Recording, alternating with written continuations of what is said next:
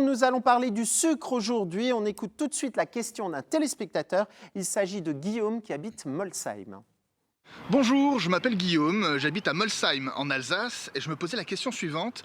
Parmi tous les types de sucre qui existent, est-ce qu'il n'y en a pas un qui serait meilleur que les autres? Merci. Et moi, je rajouterais à Esther, est-ce qu'il y en a un qui ne fait pas grossir? Voilà. Ça existe, ça? Disons que tous les sucres déjà ne font pas grossir, hein. Le sucre a aussi sa place quand même dans l'alimentation parce qu'il vient quand même nourrir le système nerveux. Donc on a quand même besoin de nourrir notre corps un peu de sucre. Après, l'astuce, en fait, c'est plus on va s'éloigner du sucre naturel, plus on va être en danger par rapport à cette consommation de sucre. Donc Donc, plus c'est on vrai est que- proche du sucre naturel, pour répondre à Exactement. Guillaume, Voilà, meilleur c'est. voilà. Tout de suite, on en apprend un peu plus sur le sucre en images. Je vous ai apporté des bonbons. Et vous avez bien fait, parce que c'est tellement bon les bonbons. Mais c'est plein de sucre, donc mauvais pour la santé, et puis ça donne des caries. Hélas, c'est tout le problème avec le sucre. C'est bon, mais ça ne fait pas que du bien. Le sucre, c'est une petite molécule de saccharose issue de plantes comme la canne à sucre ou la betterave sucrière. La première découverte de cette molécule remonte à bien des années dans le nord-est de l'Inde, entre 10 000 et 6 000 ans avant Jésus-Christ. À l'époque, on y mâchait la tige de la canne à sucre tranquillou pour l'extraire. Le sucre fait partie de la famille des glucides. Vous savez, ce carburant essentiel au bon fonctionnement de notre corps, de notre cœur et de notre esprit. Car en mangeant du sucre, on produit de la sérotonine, l'hormone du bien-être. Et ça, on ne veut pas s'en passer. Mais attention, il y a le bon et le mauvais sucre. Côté meilleur, il y a les fameux glucides complexes ou lents. Ils se trouvent dans les céréales comme le blé, le maïs, les pommes de terre ou encore les légumineuses. Et il y a les glucides dits simples ou sucres rapides. On les retrouve naturellement dans les fruits, les légumes, le lactose et le miel. C'est le fructose. Celui-là, on l'accepte. Mais en beaucoup moins bien, il y a le sucre chimique. Celui que vous consommez dans les boissons, les plats préparés, les sucreries. Attention, parce que à haute dose, il devient nocif et addictif. Il augmente même le vieillissement des organes, de la peau, des artères et des articulations. Bref, ce sucre-là n'a aucun intérêt nutritionnel. Et en plus, il termine sur vos hanches. Aucun intérêt, on vous dit. Alors, je vais me faire un peu l'avocat du diable. On a parlé des sucres chimiques. Le sucre chimique, c'est quoi? C'est celui qui vient de la betterave. La betterave, c'est un légume. Normalement, les légumes, c'est bon pour la santé. Oui, c'est juste. Bon, après, le problème, c'est que souvent les sucres raffinés, ça a été après transformé effectivement par l'homme. Donc c'est là effectivement où ça ne devient plus du tout un produit physiologique. En tout cas, le corps ne reconnaît plus forcément cette molécule. Donc c'est vrai qu'il va reconnaître le fructose, le bon sucre des fruits. Donc ça, le corps reconnaît cette molécule. Il va savoir quoi en faire. Il va le nourrir. Il va nourrir son corps avec cette molécule-là. Donc le bon fructose des fruits. En revanche, effectivement, tous les sucres rapides comme le sucre blanc, le sucre raffiné, ça, le corps ne reconnaît pas. Donc, généralement, il va aller le stocker dans le foie. Il ne sait pas quoi en faire. Et c'est là où la machine s'emballe parce qu'après, le foie, lui, ne sait pas quoi en faire. Donc, c'est là où ça va venir encrasser nos organes. Ça vient vraiment intoxiquer notre corps. Et effectivement, comme le dit très bien le reportage, quand le corps ne peut pas l'éliminer correctement, il va aller le stocker normalement dans les tissus adipeux. Et c'est là où, effectivement, on peut avoir des problèmes de santé et des problèmes de poids. Alors, vous avez parlé de fructose. Le fructose, on peut aussi l'acheter en poudre, comme ça. Du coup, on a l'impression de manger du sucre de fruits. Est-ce qu'il est bon pour la santé? Est-ce que, du coup, on ne grossit pas avec ce sucre-là? Vraiment, le bon sucre physiologique reste quand même le sucre des fruits. On peut avoir du sucre de coco aussi, qui peut être une bonne alternative. Après, effectivement, tous les sucres, à partir du moment où ils ont été transformés, raffinés, donc ces fameuses poudres de fructose qu'on peut trouver, ça, c'est pas très, très bon pour la santé. C'est pas parce qu'il y a marqué fructose sur la boîte que c'est bon oui, pour la santé. Tout à fait. En ce moment, il y a une grande mode des bars à jus de fruits, des bars à smoothie. Alors, les enfants, c'est vrai que c'est plus simple de leur faire manger des fruits quand ils sont mixés, quand ils sont en jus. Est-ce que c'est bon pour la santé? Est-ce que du coup, on peut en boire autant qu'on veut parce qu'il y a du fructose et que c'est des fruits à la base? Alors ça, c'est une très bonne question. L'idée, effectivement, toujours du sucre des fruits, donc même le miel, par exemple, oui, c'est du bon sucre pour la santé, puisqu'une fois de plus, le corps va reconnaître cette molécule, donc il va savoir, c'est physiologique. donc il va savoir quoi en faire. Après, effectivement, manger tout le temps des fruits et se faire des jus 100% de fruits, ça reste quand même une dose de sucre importante pour le corps. Et ce qu'il faut quand même savoir, c'est que quel que soit le sucre que nous ingérons, donc que ce soit un morceau de sucre blanc ou du fruit, eh bien, ça va quand même déclencher de l'insuline. Le pancréas, en fait, doit sécréter de l'insuline pour aider les cellules à assimiler ce sucre.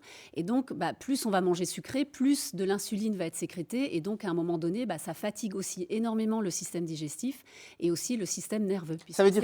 C'est le principe de l'hypoglycémie réactionnelle. On mange quelque chose de sucré, on a le taux de glycémie qui va augmenter, le pancréas sécrète de l'insuline pour faire baisser ce taux de sucre, et 1 heure après, généralement, on a un gros coup de pompe. Donc le sucre des fruits, oui, parce qu'il est physiologique et le corps le reconnaît, mais dans les bars à jus, par exemple, ou si on a la possibilité de faire des jus chez soi à la maison, moi je recommande toujours 1/3 de fruits et 2/3 de légumes, justement pour rééquilibrer un petit peu.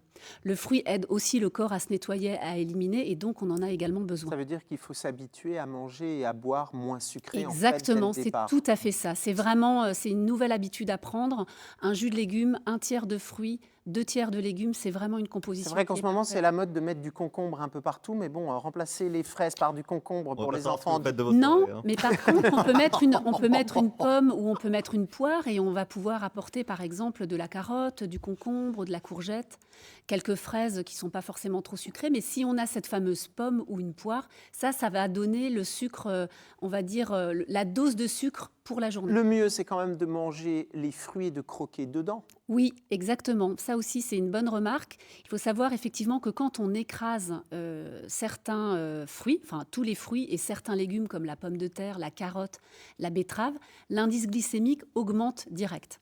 Donc c'est toujours mieux effectivement de partir sur des fruits à croquer plutôt que de les boire en jus. Mais une fois de plus, ça va dépendre des personnes et ça va dépendre de la finalité de ce qu'on recherche. Moi, quand j'étais petit, on disait sucre blanc égale raffiné, sucre roux égale sucre de canne égale bon sucre.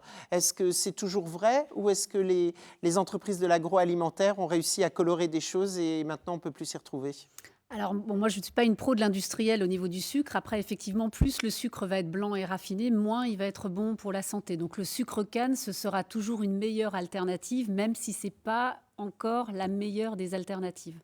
Donc après, on peut retrouver effectivement encore des sucres de coco. On a parfois certains sucres comme le xylitol, par exemple, moins enrichi en sucre, qu'on peut de temps en temps utiliser aussi pour les gâteaux. Ça, ce sera déjà de Tout à meilleurs... l'heure, vous nous avez parlé de sucre naturel, mais alors quand j'entends le mot xylitol, Oui, ça c'est vrai me que fait ça plus fait pas penser très à de naturel. l'essence. Non, Ça c'est vient vrai. d'où ? Non, alors le xylitol, alors il y a xylitol et après il y a la stevia aussi, donc ça c'est plus issu des plantes. On n'en trouve pas encore beaucoup sur le marché, mais ça commence à venir. On l'utilise en moins grande quantité. C'est vrai que ça fait pas très naturel quand on l'entend comme ça, mais ça peut être une meilleure alternative parce que le taux de sucre est quand même moins élevé. Après, pour les gâteaux, pour de vrai, le sucre de coco, c'est quelque chose qui marche vraiment très très bien. Et ce qu'on peut déjà faire si on est sur du sucre de canne, par exemple, c'est déjà au moins de réduire les quantités, parce que souvent, dans les gâteaux, il y a une dose de sucre assez importante. Si déjà on limite à de moitié, c'est déjà une très très bonne alternative. C'est-à-dire qu'il faut mieux adapter notre goût à manger moins sucré. Oui, et tout ça doucement. commence déjà quand on est petit. Alors c'est vrai que quand on est allaité, les bébés qui sont allaités reçoivent déjà le lactose en fait du lait maternel qui lui est déjà sucré. Donc on s'habitue déjà très petit en fait à ces sucres. Après le problème c'est qu'on commence généralement avec les enfants à leur donner des aliments sucrés bien trop tôt.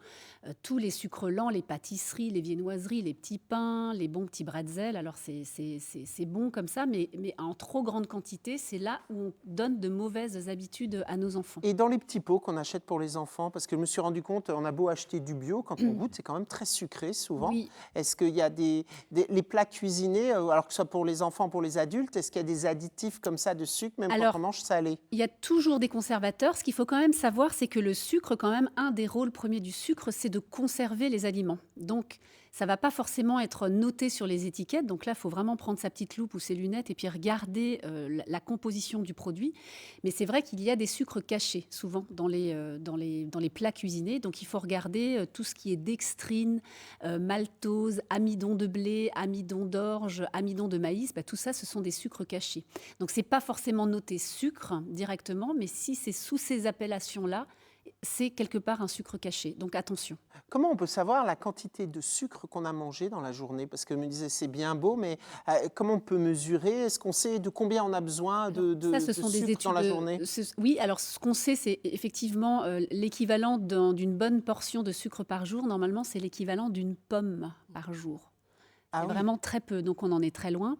Après, combien est-ce que consomment les Français? Je n'en sais rien, mais après ça, ce sont vraiment des études. Mais ce qui est sûr, c'est qu'on est en surdose de sucre. Sinon, on ne rencontrerait pas les problèmes qu'on rencontre aujourd'hui. On peut rappeler peut-être quand même les maladies qui sont directement dues Bien à la sûr. surconsommation de sucre. Oui, alors déjà, il y a le poids, la prise de poids. Ensuite, on va avoir tous les problèmes, les maladies, ce qu'on appelle les maladies métaboliques, donc les problèmes cardiovasculaires. On va avoir tous les diabètes, par exemple, et puis à terme, évidemment, les maladies dégénératives, les cancers. Et puis, il faut savoir aussi que le sucre, c'est un aliment qui est pro-inflammatoire. Donc, toutes les personnes qui ont des maladies inflammatoires, donc ça peut être des polyarthrites rhumatoïdes, des maladies de Crohn, même des inflammations au niveau pulmonaire. Quand, par exemple, on a une bronchite un peu carabinée ou un rhume, consommer du sucre dans ces moments-là. Ça va augmenter la douleur. Oui, complètement. Voilà. Sucre rapide comme les sucres lents. Merci Esther Schmitt plaisir. pour toutes ces informations.